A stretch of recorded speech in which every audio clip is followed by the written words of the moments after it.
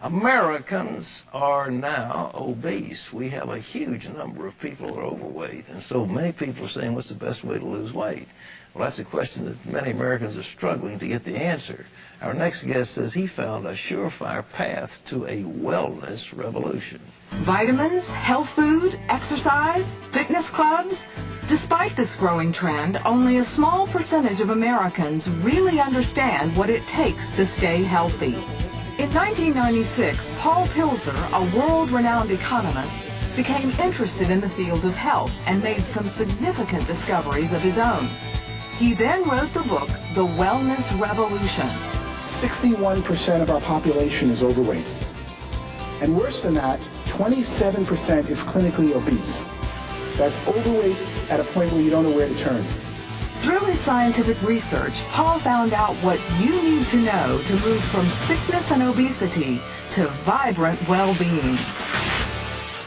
Paul Zane Pilzer is joining us to share some of his secrets of staying fit. It's in his new book called The Wellness Revolution. And there he is looking like Yul Brynner on the cover, just ready to start in The King and I. Paul, it's good to have you with us. It's great to be here. You are trained as an economist, an economic advisor on a couple of presidential administrations. What got you into wellness, fitness? Well, the same reason I became an economist. Growing up as a child of immigrants in the 1950s in Brooklyn, everyone wanted to know about economic issues. Although my education geared me towards science, I ended up going to Wharton and becoming a professor of economics because my family, my father, his uncles, that's what they wanted information about. They wanted to know how to make a living. 25 years later, as a very successful economist, I realized I'm now in the wrong field. What people mostly need in the United States, the number one problem today, is health, as evidenced by the fact that 61% is overweight and 27% of our population, that's 77 million Americans, are clinically obese. That's shocking, isn't it? It's even more shocking to look at the trends. 20 years ago, the numbers were less than half that. So in the last 2 decades, while we're all talking about health, and it's all you see when you turn on the television or watch an ad, the population of obese and overweight people has more than doubled. That set me on a research quest to say, why is this happening? What did you discover? What I discovered was it was really an economic problem, not a scientific or biology problem. All right. In effect, we have a $1 trillion food industry in the United States. We pay farmers $40 million to produce food, but $940 billion, but $960 billion is paid to packaged food companies and fast food companies. The food companies in America today are primarily owned by the tobacco companies, and they make addictive processed foods. They study every one of their existing customers and say, how can I get them to consume more? The fast food restaurants know that if you're overweight, you consume 50% more at the cash register and only take up roughly the same amount of space. Wait a minute. If you're overweight, you consume 50% more by Absolutely, and you see it by portions of what people eat.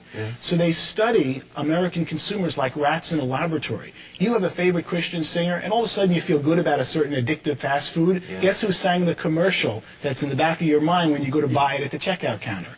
They study Americans like rats to increase consumption of their food products, and in doing so have more than doubled obesity and overweight in the United States. This is unbelievable, because we have a health problem that's crowding $1.5 trillion.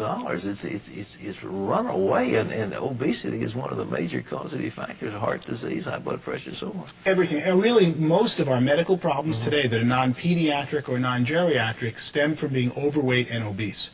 So as I studied it, I realized that the answer was an economic problem had caused being overweight and obese.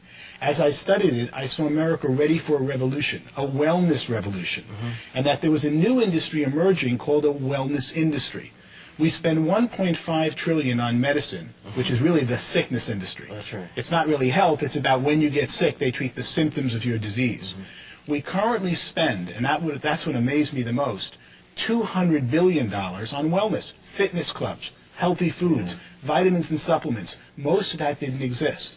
When I ran the numbers, I could see that the $200 billion wellness industry, which is primarily today upper-class baby boomers who are consuming them, first thing someone does when they make money is try to get healthy. Oh, yeah. And they get out of the diet and kind of medical care most of us get, and they start getting healthier. And that this $200 billion I projected would grow to a $1 trillion wellness industry by 2010. Well, look, are we finding ourselves, on the one hand, we're gorging on trans fatty acids and greasy hamburgers and greasy fries and carcinogenic products. On the other hand, we're out puffing away on treadmills and lifting weights. I mean, are the same people doing these things, or is it a totally different class of people? It is really different people. And so many people who do get on the treadmills are not getting the right information. The problem is that the food industry controls, in effect, our television. Look at most commercials today for television shows are food companies. Sure. And they try to get their consumers to eat more and more of their existing foods. As the food industry focuses on those who are overweight, they make them more and more overweight. And then when someone says, I want to lose weight, I want to get healthy, they get misinformation out there because they've got this industry that controls our media that is constantly saying, how do I get you to eat more food? What should people do to lose weight? What are the tips? Well, I didn't write a book to come up with tips, but I came up with quite a few in doing my research. All right. The main one is really timing. From the time you're hungry, if you start eating food, your stomach doesn't tell your brain that you've now sated and had enough food until 15 minutes have passed. So you can see why fast food restaurants are so deadly, because you go in there hungry and you keep eating and eating and eating in less than 15 minutes, but it isn't until 15 minutes that your body knows you've had enough. When we used to eat with Grandma and they took time between each course, you naturally controlled the amount you eat because it took 15 minutes between courses, and that told your body to stop eating. What supplements? People are spending a lot of money on vitamin supplements. Is there anything that people should be looking for? The main thing they should be looking for is to see that their supplements are real. 1/3 of the supplements that you purchase today in the store are not in the bottle what says on the label, because supplements are an unregulated industry in this country. There are several companies that just buy supplements and rate them just for what's in the bottle, and most of the times what you're getting, or about half the times, you're not getting what's on the bottle. So you've got to find a brand that has in the bottle what's on the label. The wellness revolution, how to make a fortune in the next $1 trillion industry. Where do people make money in this thing? Well, that's what I started to discover. I could see that there were 15 million Americans of 300 million were getting healthier as they aged. You're a great example about that, especially when we see you on television. As you get older, you're stronger, you're better fit. What's going on? It's people who have time to focus on it are seeking out the right products and services to make them healthy. And that's when I could see an emerging $1 trillion wellness industry.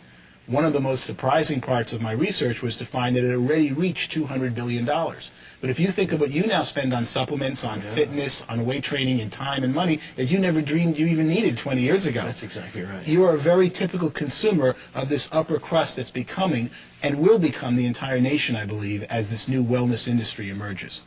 Well, boy, I hope you're right. But so, ladies and gentlemen, how you could A, be well, and B, make some money at the same time. This book, The Wellness Revolution, where you can get it? It's by Wiley Press. Is it available in the bookstore? Should be in every bookstore around the country. Paul Zane Pilzer, thank you so much for being with us. Thank you very much. It's a real honor. All right.